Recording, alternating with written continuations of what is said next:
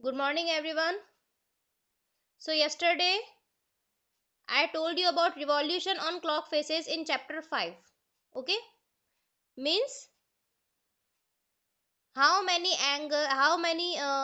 degrees angle do the clock hands make when they move on the clock face.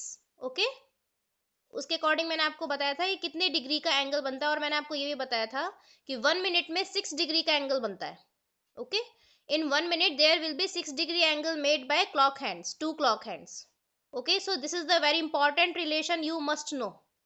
बहुत important relation है, इसके base पे questions भी solve करेंगे हम एक्सरसाइज 5.2 में. Okay, so today we will start exercise 5.2 and the question number 1 is measure following angles and name them. What you have to do, you have to measure this angle given in your question with the help of protractor and you will write its magnitude.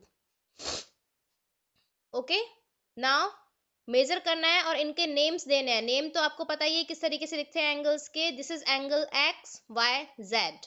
जो two rays हैं Y X and Y Z, उनका जो common initial point है that will be the vertex, that is Y, and the other two points they are the on the other two sides of this point. Means vertex को angle का नाम लिखते time हमेशा बीच में लिखते हैं और बाकी जो दोनों पॉइंट्स हैं उनको उसके टू साइड्स में लिखते हैं. ठीक है, so first of all I am writing its name, angle X Y Z. This is angle X Y Z. देखिए वर्टेक्स है वाई, वो मैंने मिडिल में लिखा है, सेंटर में लिखा है, एंड अदर टू पॉइंट्स जो हैं एक्स एंड जेड उनको मैंने वर्टेक्स के टू साइड्स पे लिखा है, लेफ्ट साइड में और राइट साइड में. सो आपको इसका मैग्नीट्यूड लिखना है कि कितना डिग्री का एंगल है ये. So I am using to measure it the protractor. Protractor use करेंगे. आप देख सकते हो ये इनवर्स में बना हुआ है, बिलो साइड में बना हुआ है. अब तक आपने जो एंगल्स देखे थे वो बिल्कुल सीधे बने होते थे, ये इनवर्स मोड में बना हुआ है. ठीक है, तो आप प्रोट्रैक्टर भी उल्टा ही रखेंगे. किस तरीके से? This is the centre of the protractor and this is the line for 0 degree angle. So ये जो सेंटर है ये आपका वर्टेक्स पे आना चाहिए. मैंने आपको कल भी बताया था, this centre must be on the vertex and the रे for the 0 degree angle that will be on it's horizontal line. जो हॉरिजॉन्टल रे है एंगल की एक्स वाई, उसके ऊपर ये नीचे वाली लाइन आनी चाहिए. तो अगर आप मेजर करोगे तो आप देख सकते हो, इसके लिए बेटा हम ऊपर से मेजरमेंट करेंगे. कल मैंने आपको ये बताया था कि नीचे वाली जो डिग्रीज हैं इनसे मेजरमेंट करते हैं. जैसे ये लिखा हुआ है ना 0 10 20 30, ये नीचे लिखे हुए हैं. लेकिन जब जब इनवर्स मोड में बना हुआ होता है, ओके, तो हम ऊपर से मेजरमेंट करते हैं. ऊपर ये लिखा हुआ है 0 10 20, ये 90 और उसके बाद में देखिए 100 110 120. ये 120 और 130 के बिल्कुल मिडिल में आ रहा है. इसका मतलब ये है 125. मैंने आपको बताया था 120 के आगे 5 स्मॉल पार्ट्स मेजर कर रहा है ये. 120 के आगे 5 स्मॉल पार्ट्स मेजर कर रहा है. तो 121 122 23 24 एंड 125 पे कॉन्साइड कर रही है ये रे. तो कितना एंगल हो गया, कितना मैग्नीट्यूड हो गया इस एंगल का? 125 डिग्री. ओके, ये रिफ्लेक्स एंगल नहीं है. This X Y Z is not the reflex angle. Why? Reflex angle कब होता है? जबकि ये क्लॉकवाइज में जाता इस तरीके से. ओके, जब ये क्लॉकवाइज में जाता इस तरीके से, सॉरी एंटी क्लॉकवाइज में, जो हम नॉर्मली मेजर करते हैं किसी भी एंगल को, हम किसी भी एंगल में मेजरमेंट किस तरीके से करते हैं? जैसे मान लीजिए ये एंगल मैंने बनाया है, तो ये यहां से स्टार्ट होके और इस तरीके से जाता है इस डायरेक्शन में. ठीक है, लेकिन इसकी डायरेक्शन ऑपोजिट है. ओके आकृति, इसकी डायरेक्शन ऑपोजिट है, आप देख सकते हो. तो ये रिफ्लेक्स एंगल नहीं है. ये रिफ्लेक्स एंगल इसमें कौन सा होगा? This one. ये जो बाहर की तरफ है ना, हमेशा इस डायरेक्शन में जाएंगे तो ही वो फिर रिफ्लेक्स एंगल होगा. तो ये बाहर वाला जो है ये होगा रिफ्लेक्स एंगल, ये अंदर वाला रिफ्लेक्स एंगल नहीं है. Okay, so this was the C part. So in this way you have to measure these angles. ठीक है, अब देखिए ये जो बुक में है इसका क्वेश्चन नंबर 1 का ए एंड बी पार्ट, अभी मैंने आपको सी पार्ट करवाया है, तो A and B part simple है. एक नॉर्मल थिंग जो मैं आपको बताना चाहती हूँ कि बिना मेजरमेंट के भी सिर्फ देखकर ही आप लोग ये आइडेंटिफाई कर सकें कि किस टाइप का एंगल है, उसका मेजरमेंट लगभग कितना होगा। ठीक है, वेट अदिति, देखो ये जो है इस शेप के जितने भी एंगल्स होते हैं, यानी कि मैं आपको रफली एक बार बता देती हूँ। देखिए ये जो शेप है, दिस वन, एक हॉरिजॉन्टल लाइन और इस पे एक वर्टिकल लाइन, यानी एक स्टैंडिंग लाइन और एक स्लीपिंग लाइन, स्लैंटिंग लाइन नहीं है। ठीक है, इस तरह की शेप हमेशा 90 डिग्री एंगल की होती है। वो इस तरीके से भी हो सकता है, इस तरीके से भी हो सकता है, इस तरीके से भी हो सकता है और इस तरीके से भी हो सकता है, उल्टे भी हो सकते हैं, सीधे भी हो सकते हैं। ठीक है, तो इस शेप जो होगी ये होगी 90 डिग्री एंगल की।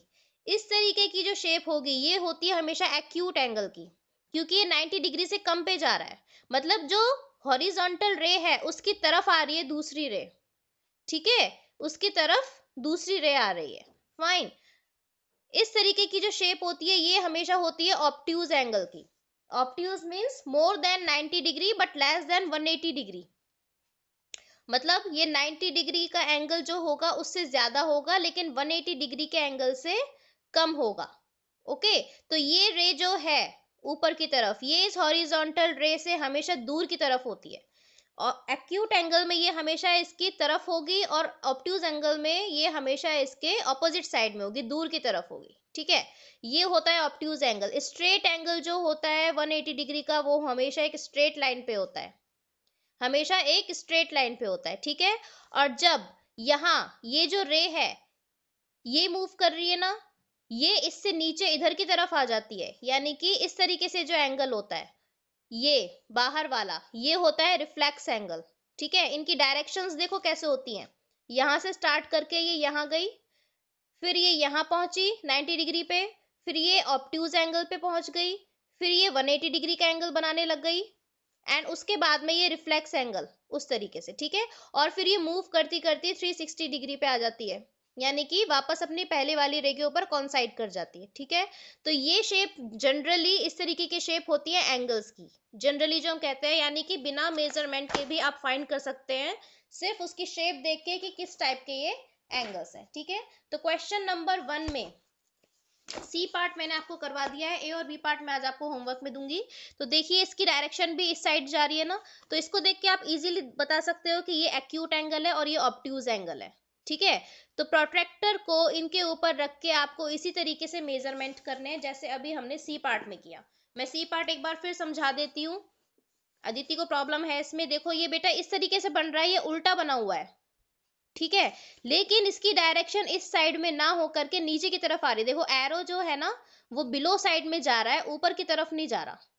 ठीक है, तो ये आपको ऑपोजिट, मतलब इनवर्स प्रोट्रैक्टर से प्रोट्रैक्टर को उल्टा बिलो साइड में रख के आपको मेजर करना पड़ेगा। तो प्रोट्रैक्टर का जो वर्टेक्स है बेटा ये रिफ्लेक्स एंगल नहीं है तनुजा, प्रोट्रैक्टर का जो सेंटर है वो आपको वर्टेक्स पे रखना है और ये लाइन इसके साथ कॉन्साइड करनी चाहिए 0 डिग्री के साथ। ठीक है, अब आपको ये फाइंड करना है कि ये जो इसकी दूसरी लाइन है,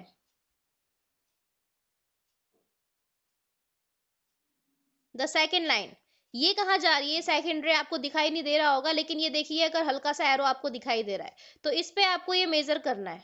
ठीक है, अब सबसे पहली बात आती है कि इसका मेजरमेंट अप्रोक्स कितना होना चाहिए। तो उसके लिए यू कैन सी, अगर मैं इसको उल्टा रखूं, इसको अगर मैं उल्टा रख रही हूँ तो देखिए ये इस तरीके से ऑब्ट्यूज एंगल बना रहा है ना, क्योंकि ये उल्टा ही बना हुआ है, एंगल ही आपको उल्टा दिया हुआ है। ठीक है, ये ऑब्ट्यूज एंगल की शेप है, आप देख सकते हो इजीली। तो ऑब्वियसली ये 90 डिग्री से ज्यादा होगा। ठीक है, और जब हमने प्रोटेक्टर से इसको मेजर किया तो ये जो ऊपर वाले हैं मेजरमेंट्स, इनमें आकर के ये 90 डिग्री से ज्यादा ये ऊपर वाले आएंगे, यानी कि 125 डिग्री। ठीक है, इस तरीके से आपको मेजरमेंट करना है।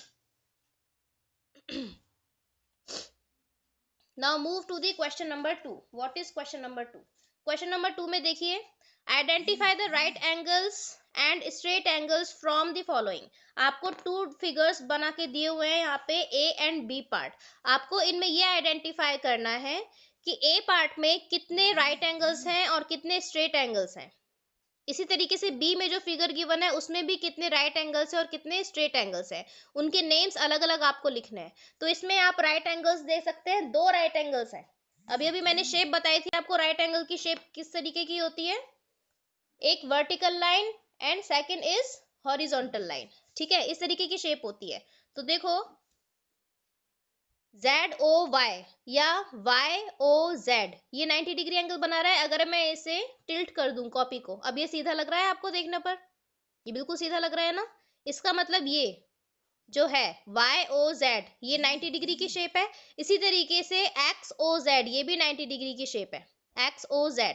तो चाहे तो आप इसको मेजर करके बता सकते हो, आपने मेजर किया तो ये एग्जैक्ट 90 डिग्री का बन रहा है और ये भी एग्जैक्ट 90 डिग्री का बन रहा है, यानी ये दोनों एंगल हैं right angles, two right angles हैं। और स्ट्रेट एंगल आप जानते हो हमेशा एक स्ट्रेट लाइन पे बनता है, तो एंगल YOX या XOY ये स्ट्रेट एंगल होगा। तो नेम्स लिखने हैं आपको, तो राइट एंगल में फर्स्ट एंगल होगा YOZ, angle YOZ this is the first right angle, and angle XOZ this is the second right angle. Okay, straight angle देखिए एक सीधी लाइन पे बना हुआ है, यानी XOY, angle XOY is the straight angle. Okay, इस तरीके से आपको नेम्स लिखने हैं। बी पार्ट में देखिए स्ट्रेट एंगल तो आप क्लियरली देख सकते हैं, सिर्फ एक ही स्ट्रेट लाइन आपको गिवन है यहाँ पर ACB। Straight angle straight line पे ही बनता है, इसीलिए उसे स्ट्रेट एंगल कहते हैं 180 डिग्री का। ठीक है, तो ACB this is the straight angle, सिर्फ एक ही स्ट्रेट एंगल है बेटा इसमें, only one straight angle is there. ठीक है, 90 डिग्री के एंगल देखिए, अगेन आप देख सकते हो ये B C and E, BCE ये 90 डिग्री की शेप बना रहा है ना, एक हॉरिजॉन्टल लाइन और उसके ऊपर बिल्कुल सीधी खड़ी हुई एक वर्टिकल लाइन है। ठीक है, तो BCE angle BCE this is the right angle. दूसरा है एंगल ACE, बिल्कुल इसी फिगर की तरीके से है, angle ACE this is the second right angle. लेकिन यहाँ एक और राइट एंगल है, कौन सा, ये FCD, FCD। इसको अगर आप देखो, अगर मैं इस तरीके से इसको कर दूं तो देखो इस टाइम में आपको सीधा दिखाई दे रहा होगा, ये एक स्ट्रेट लाइन है हॉरिजॉन्टल और एक ये वर्टिकल लाइन है। ठीक है, तो ये भी बीच में 90 डिग्री का एंगल बनेगा, यानी कि DCF। आप इसको मेजर करके देखिए, क्या ये 90 डिग्री है, yes this is 90 degree angle. ये जो ऊपर वर्टिकल रे है और ये नीचे हॉरिजॉन्टल रे। ठीक है, तो यानी कि एंगल DCF ये भी क्या है, राइट एंगल है, एंगल DCF। तो चाहे तो आप प्रोट्रैक्टर से मेजर करके देख सकते हो, अदरवाइज आप सिर्फ शेप से भी ये फाइंड कर सकते हो कि किस टाइप का ये एंगल है। इसमें A और B पार्ट हमने कर लिए हैं, C पार्ट देखिए ये है जो मैं आपको होमवर्क में दूंगी। इसमें आप बता सकते हो राइट एंगल है या नहीं है। C पार्ट में आई थिंक आपको दिखाई दे रहा होगा ये क्वेश्चन, क्वेश्चन 2 का जो C पार्ट है, this figure, can you tell me is there any right angle in this figure or not?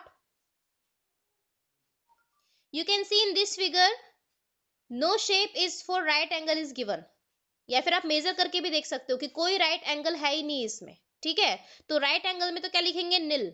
लेकिन स्ट्रेट एंगल्स कौन कौन से हैं, KHJ, एक स्ट्रेट लाइन ये बन रही है ना बिल्कुल सीधी horizontal, KHJ this is the one straight angle. और दूसरा स्ट्रेट एंगल जो स्लैंटिंग लाइन बन रही है कंप्लीटली, IHG।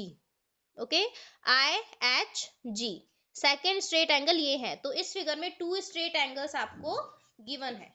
ठीक है, तो they were question number 1 and 2। और आपको बेटा क्वेश्चन नंबर 1 में फिगर मेजर करके बनाना है और क्वेश्चन नंबर 2 में भी आप फिगर मेजर करके ही बनाओगे। ठीक है, आपको पहले बुक में से प्रोट्रैक्टर से मेजर करना है कि कितने डिग्रीज का एंगल है, और उसके बाद आप ब्लैंक पेज पे बनाएंगे फिगर और उसका आंसर लिखेंगे राइट पेज पे। ठीक है, जो लाइनिंग वाला पेज होता है। Fine, now move to the question number 3। Question 3 क्या कह रहा है, state measure of the angles formed by two hands of a watch. अब ये क्लॉक वाले क्वेश्चंस आ गए हैं कि किसी भी वॉच में या क्लॉक में टू जो क्लॉक हैंड्स हैं, अगर उनकी पोजीशन इन नंबर्स पर है तो कितने डिग्री का एंगल्स वो बनाएंगे। ओके, तो देखिए इनमें से ये सिर्फ एक क्लॉक हैंड की पोजीशन दी हुई है बेटा। सेकंड क्लॉक हैंड जो है हम एज्यूम कर रहे हैं कि वो 12 पे ही है, ठीक है। एक क्लॉक हैंड तो हम क्या अज्यूम कर रहे हैं कि 12 पे ही है, और दूसरी क्लॉक हैंड इन्होंने पोजीशन दी हुई है। फाइन। तो देखिए मैं रफली एक बार आपको इसका डायग्राम बताती हूँ, वरना इसमें डायग्राम बनाने की जरूरत नहीं है, आप वैसे ही बता सकते हो। ये मान लीजिए क्लॉक है आपकी, ठीक है। This is 12, this is 3 and this is 9, this is 6, ठीक है, इस तरीके से है। तो ये 12 यानी कि एक जो क्लॉक हैंड है, ये तो हम पहले ही एज्यूम कर रहे हैं 2 क्लॉक हैंड्स में से एक क्लॉक हैंड 12 पे है, और दूसरे की पोजीशन दी हुई है 12, यानी कि दूसरी भी इसी के ऊपर है। यानी कितने डिग्री का एंगल हो गया? 0 डिग्री का, क्योंकि उसने मूव ही नहीं किया बिल्कुल भी। आपको इसमें ये दिया हुआ नहीं है कि उसने पूरा एक कंप्लीट रिवॉल्यूशन कर लिया है, तो 360 डिग्री आप नहीं लिख सकते। अगर वो ऐसा होगा तो फिर वो मेंशन करके देगा उसमें, ठीक है। तो ऑब्वियसली अगर दोनों क्लॉक हैंड्स कोइंसाइड कर रही हैं, एक ही पोजीशन पे है, 12 ही नंबर पर है, तो कितने डिग्री का एंगल होगा? 0 डिग्री का। इसे फाइंड कैसे करेंगे? ये तो आप सिंपल लिख सकते हो, 0 डिग्री एंगल।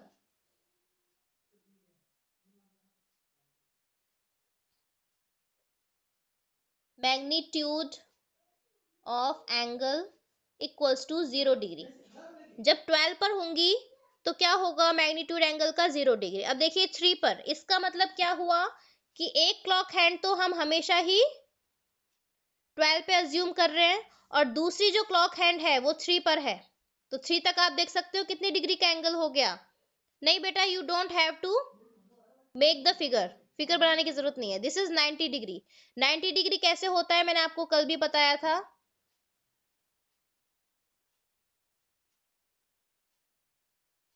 ये क्लॉक है, इसमें सभी नंबरिंग्स कर दी है मैंने, ठीक है। अब देखिए 12 1 2 3, यानी कि हर एक मिनट जो है वो 6 डिग्री का होता है ना। मैंने कल आपको बताया था 1 मिनट इक्वल्स टू 6 डिग्री। अब यहाँ पे 12 से 3 के बीच में कितने मिनट्स हो गए? 15 मिनट्स। ओके, यहाँ लिख देती हूँ मैं 1 मिनट इक्वल्स टू 6 डिग्री, और 12 से 3 के बीच में हो गए 15 मिनट्स। तो 15 मिनट में कितने डिग्री का एंगल होगा? 15 into 6 degree, that is 90 degree का एंगल होगा, ठीक है। इस तरीके से हम फाइंड करते हैं कि जितने मिनट्स उस क्लॉक हैंड ने कवर कर लिए हैं, दोनों क्लॉक हैंड्स के बीच में जितने मिनट्स का डिस्टेंस है, उनको 6 से मल्टीप्लाई कर दीजिए तो एंगल आ जाएगा, एंगल का मैग्नीट्यूड आ जाएगा, कितने डिग्री का एंगल बना हुआ है, ठीक है। तो बी में जब एक क्लॉक हैंड 12 पे है और दूसरा 3 पे है, तो एंगल बनेगा 90 डिग्री का। इसी तरीके से 9 पे है, इसका मतलब अब ये क्लॉक हैंड यहाँ आ गई है 9 पे, यानी कि इसने पूरा राउंड कहाँ तक कंप्लीट कर लिया? क्लॉकवाइज चलना है बेटा आपको, ये वाला एंगल मेजर मत कर लेना, ठीक है। ये वाला एंगल मेजर नहीं कर रहा, वो एंटी क्लॉकवाइज में हो जाएगा। क्लॉकवाइज में मिनट हैंड की जो सुई है वो यहाँ से घूम के, सॉरी आवर हैंड की यहाँ तक आई है, इसका मतलब उसने कितने मिनट्स कवर कर लिए? 45 मिनट्स। यस, यानी इन दोनों के बीच में कितने मिनट्स का डिस्टेंस है? 45 मिनट्स का। इसका मतलब because 1 minute equals to 6 degree, तो 45 मिनट्स कितने किसके इक्वल हो जाएंगे?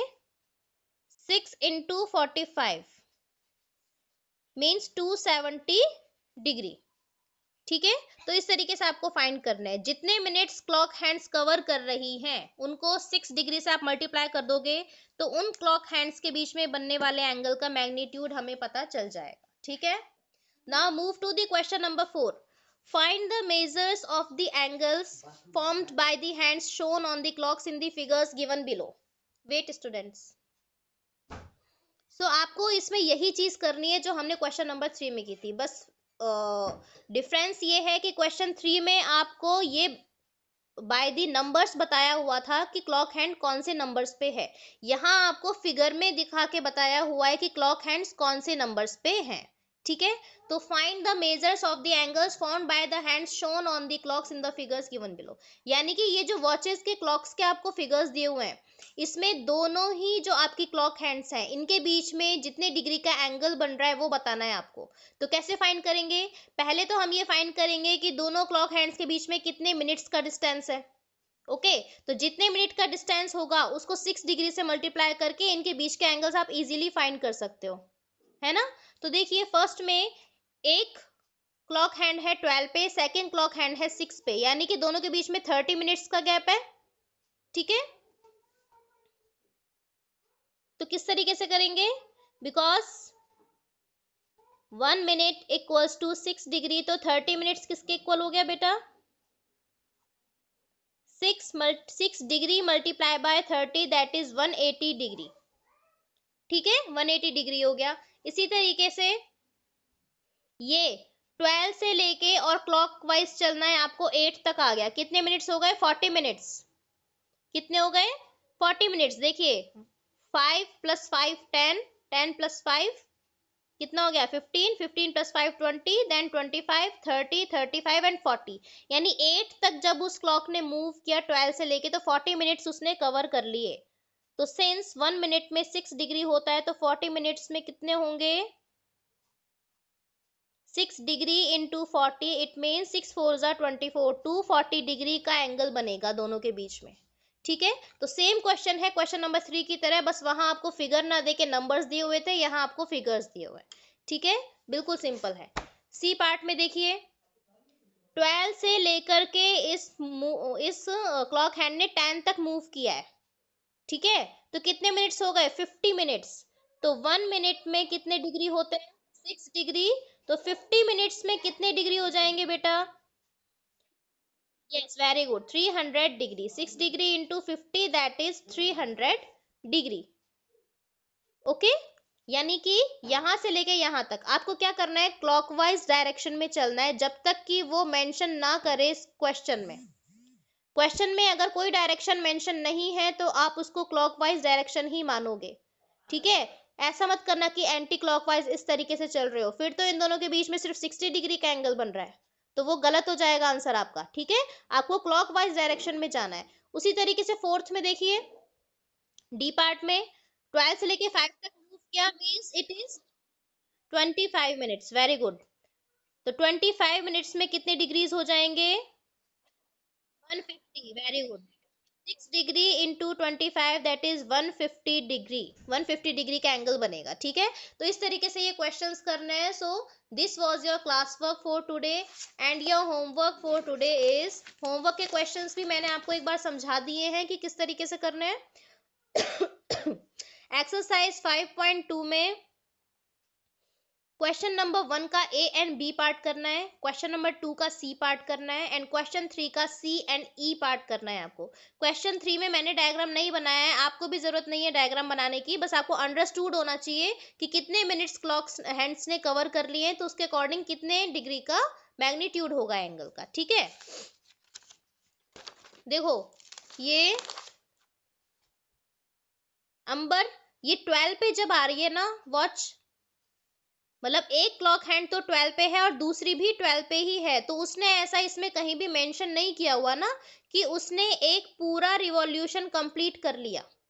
अगर उसको ऐसा देना होता तो फिर वो क्वेश्चन में मेंशन करता कि इसने 360 डिग्री का मतलब पूरा एक रिवॉल्यूशन क्लॉक का कंप्लीट कर लिया है। ठीक है, नहीं बेटा ये कंप्लीट एंगल नहीं होगा, ये 0 डिग्री का एंगल होगा। ये 0 डिग्री का क्यों होगा? क्योंकि उसने क्वेश्चन में आपको 12 के साथ में लिखा हुआ नहीं है कि clock hands have completed 1 revolution. ठीक है, टू हैंड्स में जो है उनकी पोजीशन उसने 12 और 12 पे ही बताई हुई है, इसका मतलब दोनों ने अभी मूवमेंट स्टार्ट ही नहीं किया है। ठीक है, अगर उसने मूवमेंट स्टार्ट कर दिया होता तो फिर वो क्वेश्चन में मेंशन करता ताकि आप लोग कंफ्यूज ना हो। ठीक है, okay, so this was your class for today.